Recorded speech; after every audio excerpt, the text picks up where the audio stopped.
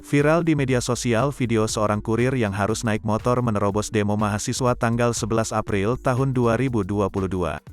Bagaimana tidak, kurir ini nekat menerobos para demonstran yang memenuhi jalan sehingga para demonstran minggir memberinya jalan.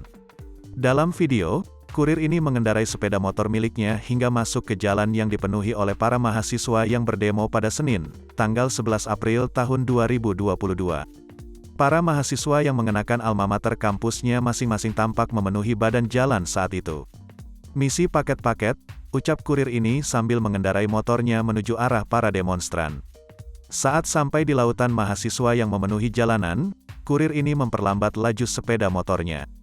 Mahasiswa yang berdemo saat itu juga salah fokus lantaran ada kurir yang melewati barisan mereka. "Punten-punten bang," ucap kurir meminta izin lewat jalan tersebut. Sontak, para mahasiswa yang memadati jalan itu langsung membuka jalan usai melihat ada seorang kurir yang berusaha menerobos untuk mengantar paketnya.